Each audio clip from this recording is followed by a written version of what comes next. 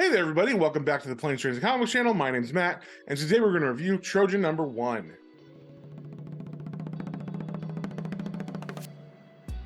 But before we get into that, if you guys wouldn't mind sharing, subscribing, commenting, it really helps me out and lets me know what you guys want to see more of. So, with that being said, let's get straight into it. Alright, we got the cover here for Trojan number 1. It is an AWA comic, and it is by Daniel Kraus, Lacey, and Marco Lesko. And on the title page, we get a little introduction that explains to us that basically all the fairy tale creatures you know of from stories are real. And they used to live in our world, but they have gone away because we are so horrible. And with them, they took a bunch of happiness and magic and stuff. So humans really don't like these fairy tale creatures. So when they happen upon them, it's not a very good thing. There's a lot of prejudice. A lot of these fairy tale creatures get hurt or killed. So that's the world we're set up in. And we start off the main story with this guy waiting in a side alley. His name is Dirk. He's the main character. And as he's sitting there minding his own business, some young men begin to harass and attack another homeless person. And as they start doing this, Dirk isn't going to get involved, but a woman kind of appears out of nowhere and begins to talk to him. And she's talking at normal volume, so he pulls her in and says to be quiet. So the young men eventually tie the old homeless person onto a fence and hang him there. And we're not sure exactly why they're beating him up.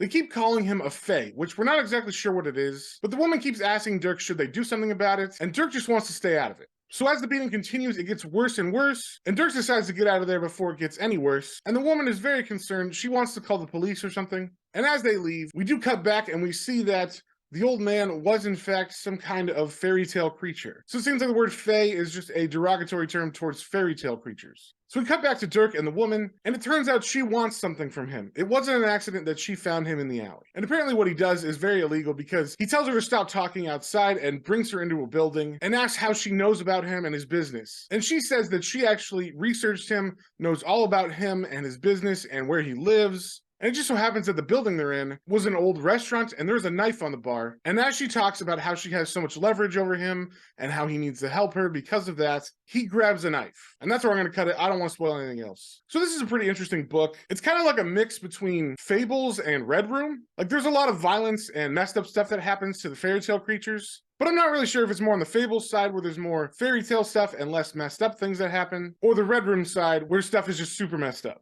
I think the writer Daniel Kraus did a good job introducing everything in this. I definitely got a good feel for what the book's going for, and the story had some moments that took some turns I didn't expect. The art in this is pretty solid. It feels like they had fun drawing all these different fairy tale characters and also the gruesome stuff that can happen to them. And one thing I like is depending on what's going on in the art, like if there's fairy tale creatures that are supposed to be like majestic, like fairies or something, the color palette kind of changes. And it stops being so dark and gritty and gets kind of like an aura about it that makes it look otherworldly. So overall, I thought this was a pretty good start to a series. And if you like fairy tale stuff like this, like I said, Fables or other books like that, then this is definitely in your wheelhouse. It is a bit more violent than something like Fables, but it's not too much over that. So I'm going to give this book a 3 out of 5. I definitely want to know where the story goes from here and find out what's going to happen to those main characters. So if you saw anything you like, definitely go pick that up at your local comic book store, and we will see y'all in the next one.